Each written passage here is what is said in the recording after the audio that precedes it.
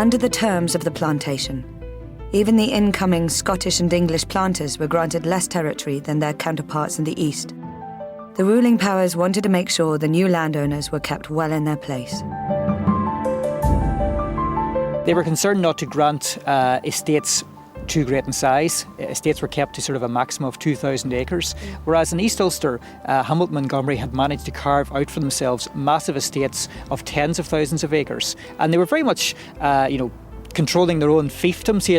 This is almost like their own private empire, where they held sway, where they were in control. Over the next 2 decades, the migration of planters to Ulster became an unstoppable flow, so that by the time of Sir Hugh Montgomery's death, as many as 80,000 British settlers had taken up residence here, forming the majority of the population in many parts of the province. We could talk about Hamilton Montgomery as the founding fathers of the Ulster Scots. To a large extent, you could also say that, particularly Montgomery, and the evidence is here for this, that he's a founding father of the Ulster plantation in general. Because people come from Donegal, Fermanagh, Tyrone. They all come, these are settlers who come to pay their respects to Hugh Montgomery. And the reason is that, Donaghadee was the port of entry for a lot of those settlers who went on through to the west of Ulster. But obviously Montgomery must have looked after them really well in transit. But it was a huge funeral, and it seems to indicate the respect in which he was held by both the settler community and by the local community in County Down. Hugh Montgomery died in 1636 and was buried here in Newtonard's Priory, although his grave is unmarked. In a sense, his death marked the end of one phase of Ulster Scots history and the beginning of another. For the very next day, on the 4th of September 1636, the Eagle's wings set sail from Groomsport Harbour for the New World. Although the voyage was ultimately unsuccessful, it was the first attempt of what was to become commonplace in the 18th century, the departure of the Ulster Scots for America. Sir James Hamilton outlived his rival by another 8 years, until 1644, and it's the legacy that they left behind here in Ulster which fascinates me. My family has lived at Rosemount and Grey Abbey for 400 years, since the time of the original settlements, although the Montgomery estate has certainly shrunk considerably since those days. Hi, Dad. Laura, great. How are you? How you got on? Well, I wanted to know what had become of the Montgomery territories after Sir Hugh's death. And who better to ask than my father? When Hugh arrived, he was granted huge estates. But what you've got to understand is that very quickly they began to shrink. Even though it shrank from being perhaps 100,000 acres down to 8,000 acres, it still stretched all round Grey Abbey and across to the Irish Sea.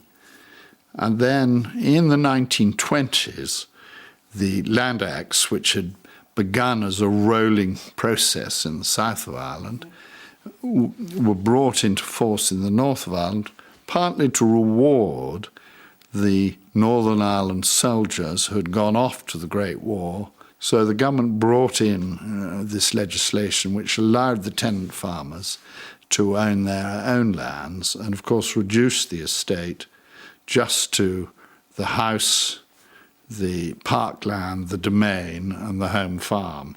Although the family have been here for 400 years, we haven't actually lived in this house, have we? No, you're quite right. We haven't lived in the same house.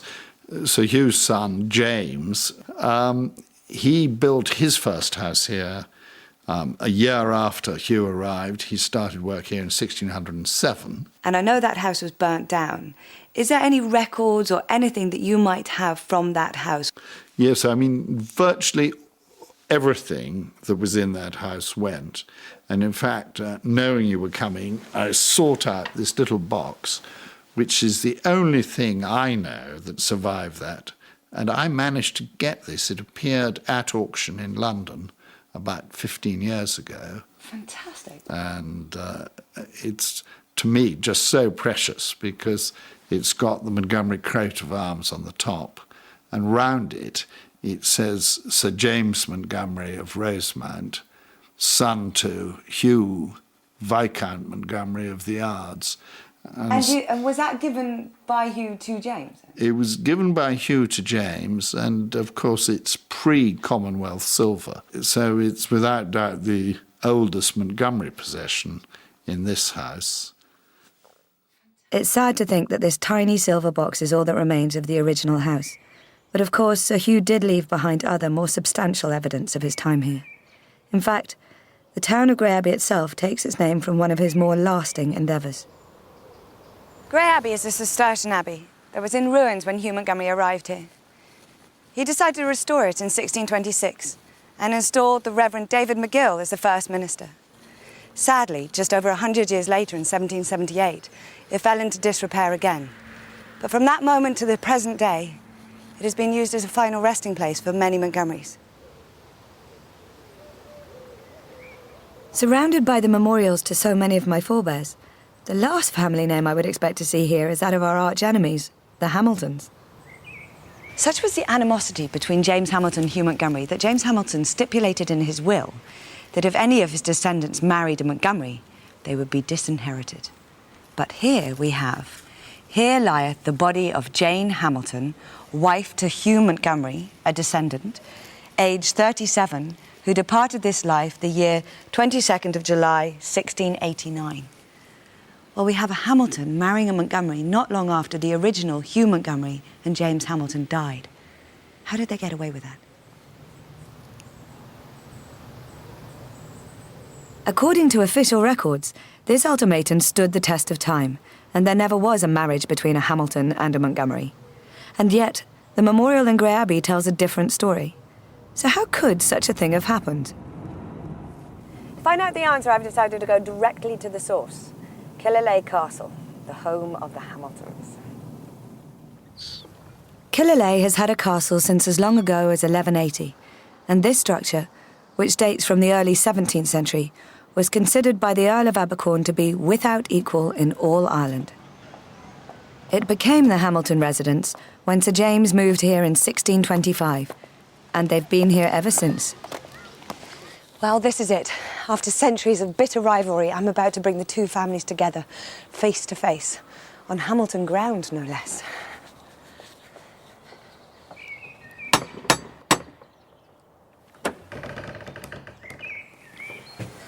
Good God, a Montgomery!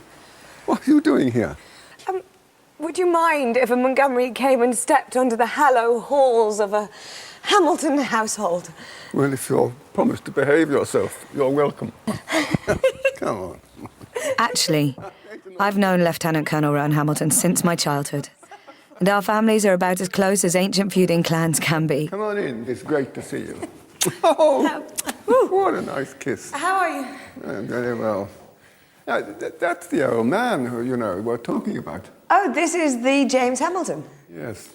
It's painted in 1628. Real tough old so-and-so, wasn't he? He built up an enormous estate, and he was pretty ruthless.